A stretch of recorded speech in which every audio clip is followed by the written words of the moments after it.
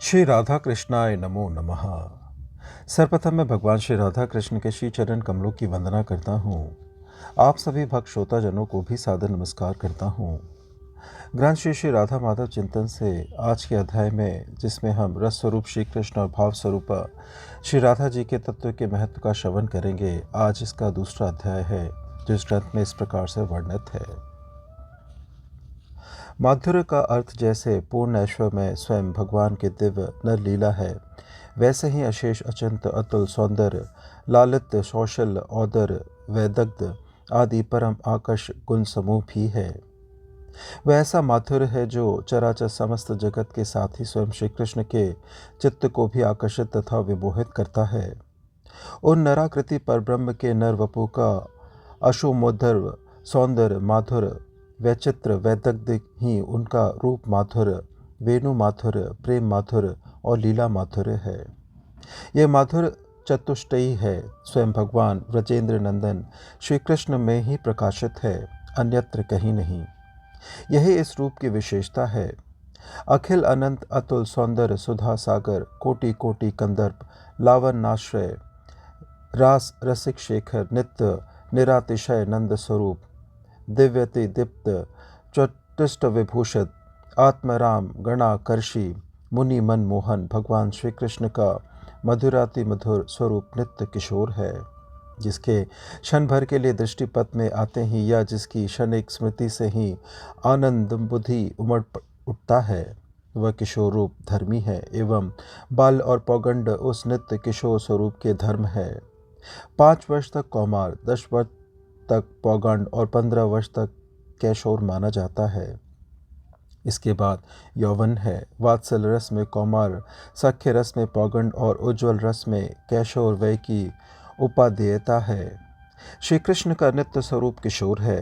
धर्मी के बिना धर्म की सत्ता नहीं होती, अतः कैशोर के बिना बाल्य और पौगंड की स्वतंत्र सत्ता नहीं है। वात्सल्य और सख्य रस के आवेश में नित्य किशोर में श्री कृष्ण में ही क्रम से कौमार और पौगंड की अभिव्यक्ति होती है। इसी प्रकार श्री राधा जी तथा उनकी काव्य विहरूपा गोपंगनाएं भी नित्य किशोरी है। कैशोर रूप में ही श्री राधा और उनकी काव्य विहरूपा स्वरूप शक्तिया के साथ दिव्य रस लीला होती है। व्रज के अतिरिक्त कहीं भी काम काशा शून्य नहीं है।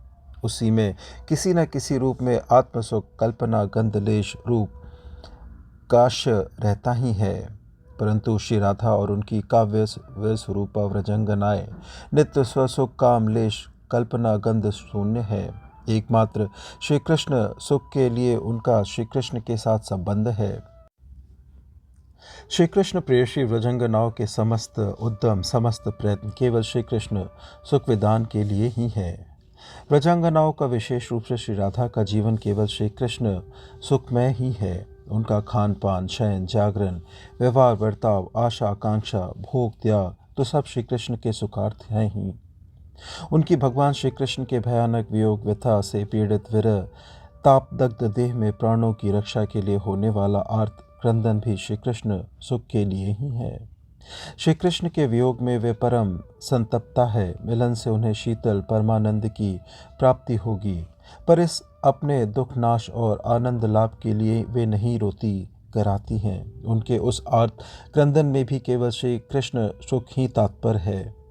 वस्तुतः मिलन और वियोग, संभोग और विप्रलंब दोनों ही रति है और दोनों में ही परमानंद रस की अनुभूति रहती है। संसार के प्राणी पदार्थों के वियोग में जहाँ केवल दुख ही दुख, रोना ही रोना है, वहाँ भगवान के वियोग में प्रेमी के मन में प्रियतम श्री कृष्ण की सुख रसमय सन्निधि का अनुभव होता है। वह होता है संयोग तथा वियोग दोनों में ही। संयोग में बाहर और वियोग में भीतर। वह संयोग में जहाँ समय, स्थान आदि के निर्बाध स्थिति नहीं है, बहुत से प्रतिबंधक है और केवल एक ही स्थान पर परस्पर मिलन तथा दर्शन होते हैं, वहाँ वियोग में समय स्थान की कोई बाधा नहीं है। सर्वत्र निर्बाध स्वतंत्र स्थिति है और एक ही जगह नहीं। उस श्री कृष्ण वियोग में दिव्य मोहन में सर्वत्र श्री कृष्ण का मिलन, उनके मधुर दर्शन प्राप्त होते हैं। कितनी सुंदर बात कही है श्री राधा जी ने। संगम विरह विकल्पे विरमहि विरहो न संगम सतस्य एक स एव संगे त्रिभुवनम अपि तन्मय विरहे। अर्थात मिलन और विरह, इन दोनों में यदि विकल्प हो तो इनमें प्रियतम का विरह ही श्रेष्ठ है। उनके मिलन की आवश्यकता नहीं है, क्योंकि मिलन में केवल एक ही जगह वे एक दिखते हैं, पर उनके विरह में वे तीनों लोक में ही तन्मय श्री कृष्ण में दिखते हैं। जिते देखो तित सयामयी है। यह निकुंज लीला के एक मधुर प्रसंग का संकेत किया जाता है, जिससे यह पता लगेगा कि परम दुखद वियोग में सुखद मिलन के लिए होने वाला क्रंदन भी अपने सुख के लिए नहीं, सर्वथा केवल श्री कृष्ण सुख के लिए ही है। रसमय रसिकेंद्र शिरोमणि भगवान श्री कृष्ण दिव्य परम रसमय श्री राधा के साथ निकुंज में विराजमान है। एक अंतरंग सेविका सखी उनके पास है। नाना प्रकार का दिव्य रसालाप हो रहा है। श्री राधा उस समय परमानंद स्वरूप प्रियतम श्री कृष्ण को विशेष सुखानुभव करते जानकर आह्लाद सुधा सरिता में बही जा रही है। उनमें परमा निर्वचनीय रसमत्ता का आविर्भाव हो रहा है। श्री कृष्ण ने उनके मिलन रसमत्ता को देखकर यह इच्छा की है कि राधा का विरह जनित तीव्र संताप कैसा होता है, उसमें किस प्रकार की स्थिति होती है, यह भी देखा जाए। सत्य संकल्प श्री कृष्ण की ऐसी इच्छा होते ही श्री राधा के अनुराग सागर में अकस्मात अत्यंतिक बाढ़ आ जाती है। यह सर्वांधित प्रगाढ़ अनुराग ही प्रेमोत्कर्ष है। इस अवस्था में एक ऐसी विलक्षण तृष्णा का उदय होता है, जिससे बार बार अनुभूत प्रियतम श्री कृष्ण का संग भी अनुभूत प्रतीत होता है। इस प्रकार अनुराग जनित प्रबल तृष्णा में निरंतर निर्बाध श्री कृष्ण मिलन होने पर भी ऐसा प्रतीत होता है कि श्री कृष्ण मिले ही नहीं। कभी कभी प्रेमोत्कर्ष की स्थिति में यहाँ तक हो जाता है कि प्रत्यक्ष अति समीप में स्थित व्याधाना शून्य मिलन की स्थिति में भी उनके अमिलन की अनुभूति होती है। प्रियतम के पास रहने पर भी प्रेम के उत्कर्ष के कारण उनके ना रहने की विरह की स्फूर्ति होती है, और उससे भांति भांति के विरह विकारों का विकास होता है, तो उसे प्रेम वैचित्य कहते हैं। श्री राधा के ऐसे प्रेम वैचित्य का एक उदाहरण इस प्रकार दिया गया है। रसिक शेखर व्रजेंद्र नंदन के समीप उपस्थित होने पर भी श्री राधा विषम विरहताप से विकल्प हो गई और अत्यंत उद्धूर्णित होकर दांतों में तृण दबाकर कहने लगी, सखी, मेरे प्रियतम प्राण वल्लभ कहाँ है? उनके तुरंत दर्शन कराओ। श्री राधा की इस प्रेम विलता को देखकर श्री कृष्ण विस्मित हो गए। श्री राधा के शरीर में प्रेम वैचित्य के कारण विविध प्रकार के विरह विकार उत्पन्न हो गए, और स्वजन प्रेम रस अनादर परायण श्याम सुंदर श्री कृष्ण राधा की विचित्र विरह भंगिमा, परम अद्भुत प्रेम विकार वैचित्य को देख देख कर मुग्ध होने लगे। देखते ही देखते राधा का विरह विकार अत्यंत प्रबल हो गया और वे जोर जोर से क्रंदन करने लगी। राधा कहती है, कहाँ गए तुम, कहाँ छिपे, हे नाथ रमन जीवन आधार। विरह प्रेम वैचित्य विकल राधा कर उठी करुण चित्कार। विषम विरह दावानल से हो रहा दग्ध यह दीन शरीर। प्राण पखेरु उड़ चाहता त्याग इसे हो परम अधीर। यद्यपि मैं अतिशय अयोग्य हूँ, सहज मिलन गुण रूप विहीन। मान बढ़ाकर तुमने मेरा मुझे कर दिया धृष्ट अदीन। लगी मानने तुम्हें प्राण वल्लभ, मैं मन में कर अभिमान।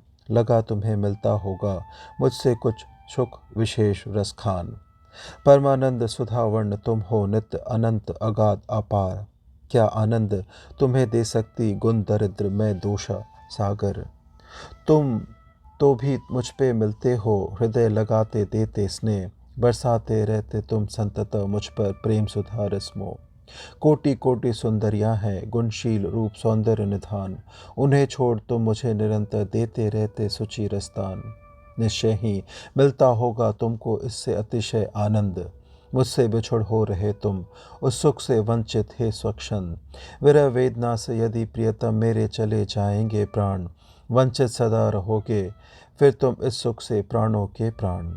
करुण विलाप करोगे फिर तुम मेरे लिए नित्य नंदलाल। रह जाएंगे प्राण न होगा दुख तुम्हें मेरे उर्माल। मिलकर प्राण बचा लो मेरे अभी तुरंत परम सुकुमार। करो शीघ्र आनंद लाभ फिर प्रियतम हे व्रजराज कुमार। तनिक सुख होता तो रहता न मुझे प्राणों का मोह। कोटि कोटि है प्राण निछावर तुम पर परमानंद संदो। यो प्रेम वैचित्य मादनी प्रबल विरह संतप्ता श्री राधा विलाप करती करती मूर्छित होकर प्रियतम श्याम सुंदर की गोद में लुढ़क गई।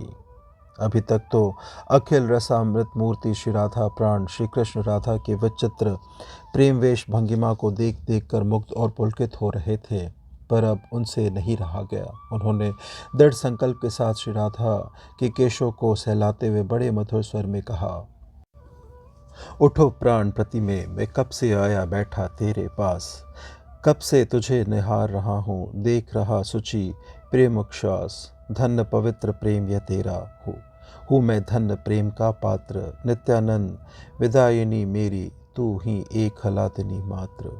मेरी प्राण प्रतिमा राधा उठो, मैं कब से आकर तुम्हारे पास बैठा हूँ, मैं कब से तुमको और तुम्हारे पवित्र प्रेम विश्वास को देख रहा हूँ। तुम्हारे इस पवित्र प्रेम को धन्य है, मैं भी धन्य हूँ जो तुम्हारे इस प्रेम का पात्र हूँ। राधे, मेरा नित्य आनंद विधान करने वाली तुम ही हो और एकमात्र तुम ही मेरी हलादनी अलाद रूपा हो। भगवान श्री कृष्ण के द्वारा प्रबुद्ध किए जाने पर राधा का प्रेम वैचित्र भंग हो जाता है। वे अपने को प्रियतम श्री कृष्ण के कोड में देखकर परम सुखी हो जाती है। श्री व्रजंगनाओं के प्रेम में कोई भी उपाधि, आवरण या किसी प्रकार का कोई अन्य हेतु नहीं है। वहाँ न ऐश्वर्य ज्ञान है, न धर्म ज्ञान है, न भाव उत्पादन के लिए रूप गुणादि की आवश्यकता या स्मृति है, और न स्वसुख अनुसंधान ही है। जो रमन रमनी बोध कांता भाव का जीवन स्वरूप है, व्रजंगनाओं के पवित्र प्रेम में उसका भी अभाव है। वहाँ है केवल और केवल सहज परम त्याग स्वरूप अनुराग महासागर का महापलावन, और व्रजंगनाएं हैं नित्य निरंतर उसी में पूर्णतया निमग्न, उसमें अपने को सर्वथा खोई हुई है। उनकी प्रत्येक गतिविधि, प्रत्येक चेष्टा, प्रत्येक क्रिया सर्वथा श्री कृष्ण सुखमय है। श्री कृष्ण अनुराग की ही एकमात्र अभिव्यक्ति है।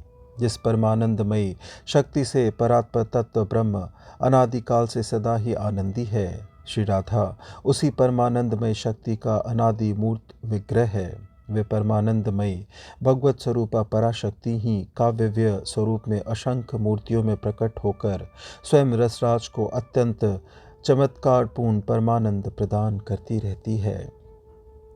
अनादि अनंत काल श्री राधा की यह स्वरूपानुबंधनी कृष्णानुकूलता, कृष्ण सुख प्रदान की पराकाष्ठा उत्तरोत्तर वर्धमान रहती है। यही परम आश्चर्यमय है। श्री राधा श्री कृष्ण का यह मधुरतम लीला विलास प्राकृत नीच कामोपभोग नहीं है, ये केवल कृष्ण सुखमयी प्रीति का अनुभव है। ये भगवत प्रीति भगवत स्वरूपा हलादिनी का ही परिपाक विशेष है। जब तक प्राकृत जीव जगत काम के संस्कार या इस प्रकार का कोई काम जनित पुरुष या नारी रूप का अभिमान रहेगा, तब तक काव्य वे रूपा व्रजंगनाओं से समन्वित श्री राधा और रसराज भगवान श्री कृष्ण के दिव्य मधुरतम प्रेम लीला का रहस्य समझ में नहीं आ सकता।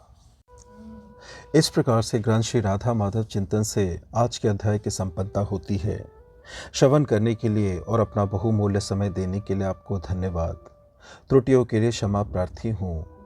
श्री राधा कृष्णाय नमो नमः।